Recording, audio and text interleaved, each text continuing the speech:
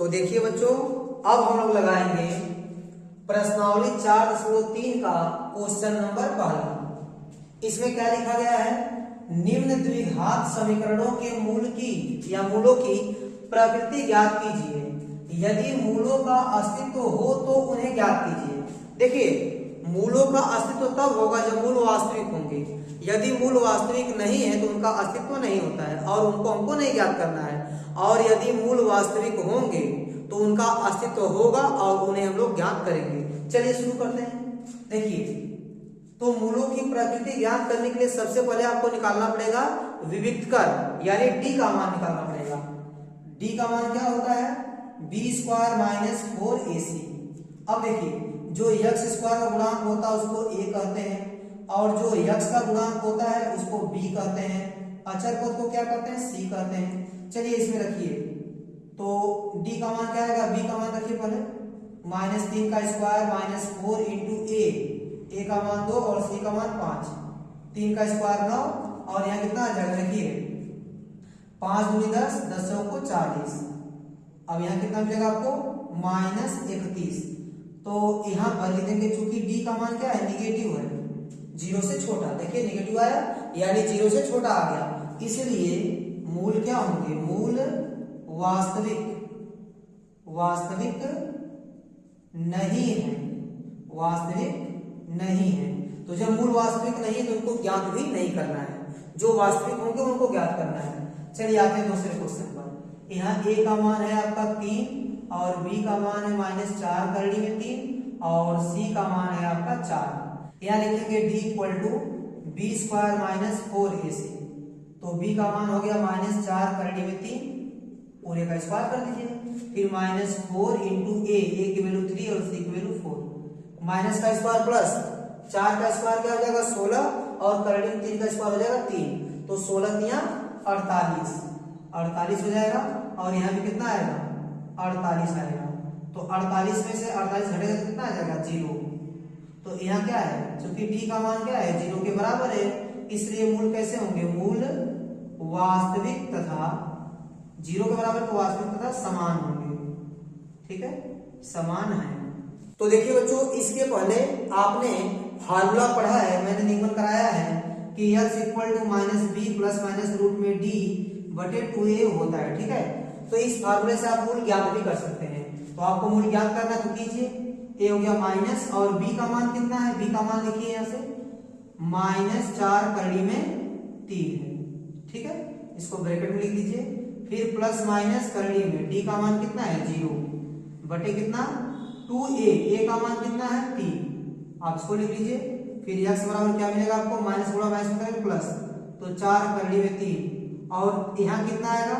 देखिए यहाँ कितना आएगा? 0 आएगा। आप लिख सकते हैं प्लस माइनस 0 बटे कितना? 2 तिहाई 6। तो एक बार आप लेंगे प्लस वाला और एक बार लेंगे माइनस वाला। तो चलिए लीजिए यहाँ पर एक बार प्लस वाला एक बार माइनस वाला। तो 4 करड़ी में 3 प्लस 0 बटे 6 और एक बार क्या लेंगे? 4 करड़ी में 3 माइनस 0 बटे 6। इसको सॉल्व करते हैं तो कितना मिलेगा आपको? 4 करड़ी में 3 बटे 6 और यहाँ कितना मिलेगा? 4 करड़ी में 3 बटे 6।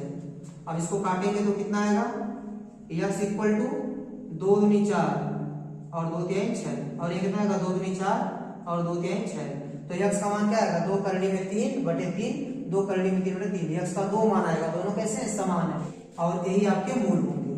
ठीक है, तो आप लिख सकते हैं अतः मूल बराबर 2 करड़ी में 3 बटे 3 कॉमा 2 करड़ी में 3 बटे 3। यही आपका आंसर हो। चलिए अब तीसरे क्वेश्चन को सॉल्व करते हैं। ध्यान दीजिएगा, यहाँ a का मान है 2 और b का मान है -6 और c का मान है 3। अब विभेदक निकाल लीजिए। b square minus 4ac, b का मान कितना है? -6 का स्क्वायर माइनस 4 इंटू a का मान है 2 और c का मान है 3। 6 का स्क्वायर 36 माइनस का स्क्वायर प्लस हो जाएगा और यहाँ कितना आएगा? देखिए 4 दूनी 8, 8 तरीके 24। तो यहाँ कितना बचेगा आपका? 6 में से 4 जाएगा 2, 3 में से 2 जाएगा 1, 12 बचेगा। 12 क्या है? आपका 0 से बड़ा है। तो यहाँ लिखेंगे क्योंकि d का मान क्या है? 0 से बड़ा है, इसलिए मूल कैसे होंगे? इसलिए मूल वास्तविक तथा अलग अलग होंगे। कैसे होंगे? अलग अलग होंगे। मूल वास्तविक तथा अलग अलग होंगे। तो मूल यहाँ वास्तविक है, तो आपको क्या करना पड़ेगा, मूल को ज्ञात करना पड़ेगा। तो चलिए बच्चों मूल को ज्ञात करते हैं। तो ज्ञात कीजिए, फार्मूला क्या है, x बराबर minus B plus minus root में डी अपान 2a। तो x बराबर क्या लिखेंगे, माइनस बी का मान लिखिए -6 और प्लस माइनस रूट में d का मान कितना है, d का मान आप रख लीजिए 12 और बटे 2 गुणे a का मान कितना है 2। और आगे सॉल्व कीजिए, माइनस होगा माइनस करेंगे तो प्लस हो जाएगा और फिर प्लस कितना, प्लस माइनस लिखिए करड़ी में 12 बटे 4। अब आप अलग अलग कर सकते हैं, एक हो जाएगा 6 प्लस करड़ी में 12 और बटे 4, एक हो जाएगा 6 माइनस करड़ी में 12 बटे 4। आप लिख सकते हैं 12 को आप लिख सकते हैं 2 करड़ी में 3, ठीक है, 2 दूनी 4 टाइम 12, ठीक है, बटे हो जाएगा 4 और यहाँ कितना हो जाएगा, देखिए 6 माइनस 2 करड़ी में 3 बटे 4। आप देखिए ऊपर से 2 कॉमन कर सकते हैं, ऊपर से 2 कॉमन करेंगे तो आपको क्या मिलेगा, देखिए यहाँ 3 मिल जाएगा और यहाँ मिल जाएगा करड़ी में 3 बटे 4 और यहाँ क्या मिलेगा, 2 कॉमन कीजिए, यहाँ 3 माइनस करड़ी में 3 बटे 4, ठीक है। तो 2 एक 2 और 2 दूनी 4, 2 एक 2 और 2 दूनी 4। तो मूल आपको मिल गया, क्या क्या मिल गया, मूल बराबर देखिए 3 प्लस करड़ी में 3 बटे 2 और एक मिल जाएगा 3 माइनस करड़ी में 3 बटे 2 और यही आपका आंसर हो जाएगा, ठीक है। तो इस प्रकार आपका क्वेश्चन नंबर पहला कंप्लीट हो गया। तो देखिए बच्चों अब लगाते हैं प्रश्नावली 4.3 के क्वेश्चन नंबर दूसरे को। यहाँ लिखा गया है निम्न प्रत्येक द्विघात समीकरण में k का ऐसा मान ज्ञात कीजिए कि उसके 2 बराबर मूल हो, ठीक है। मतलब जो द्विघात समीकरण दिया गया है इसके मूल कैसे हैं, बराबर हैं, तो आपको k का मान ज्ञात करना है। चलिए करते हैं, देखिए a का मान कितना है 2 और x का जो गुणांक है वो b का मान है यानी k और c का मान क्या अचर पद है, ठीक है। और यहाँ देखिए चूंकि मूल क्या है, मूल बराबर है, ठीक है, ऐसा क्वेश्चन में कहा है, देखिए मूल क्या है, बराबर हो, ठीक है। तो चूंकि मूल बराबर है इसलिए आप बोल सकते हैं कि विविधकर आपका 0 के बराबर हो जाएगा। मूल बराबर कब आता है, जब विविधकर इक्वल टू 0 होता है, यानी d का मान 0 के बराबर हो। और d क्या होता है आपका b square minus 4ac, d का मान हो गया b स्क्वायर माइनस 4ac बराबर 0। b का मान रखिए k का स्क्वायर माइनस 4, a का मान रखिए 2 और c का मान रखिए 3 बराबर 0। ये हो गया k स्क्वायर माइनस कितना हो जाएगा, देखिए 4 दूनी 8 8 त्रिके 24 बराबर 0। तो k स्क्वायर का मान कितना आएगा, माइनस 24 उस साइड जाके प्लस 24 हो जाएगा।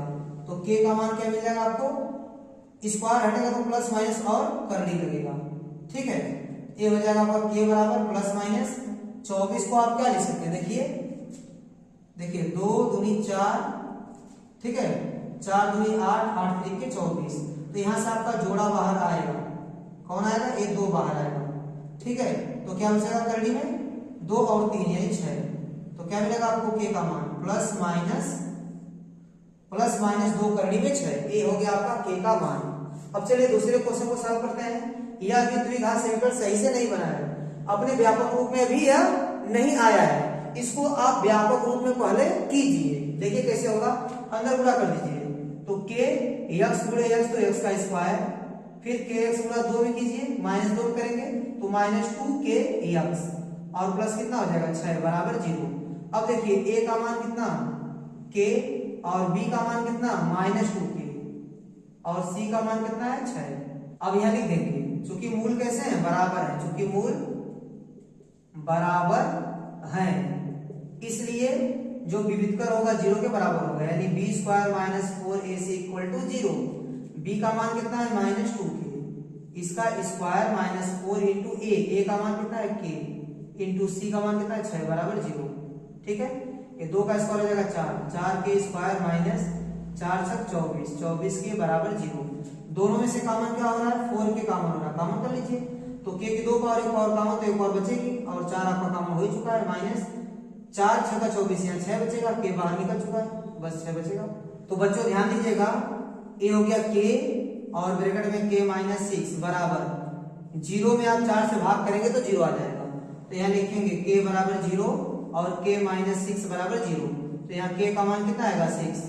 तो देखिए बच्चों k का मान आप 0 नहीं लेंगे, क्यों, क्योंकि कभी भी x स्क्वायर का गुणांक 0 नहीं होता है। तो आपको k का मान क्या लेना पड़ेगा, k का मान 6 लेना पड़ेगा। इसका मतलब k बराबर 6, यही आपका आंसर होगा।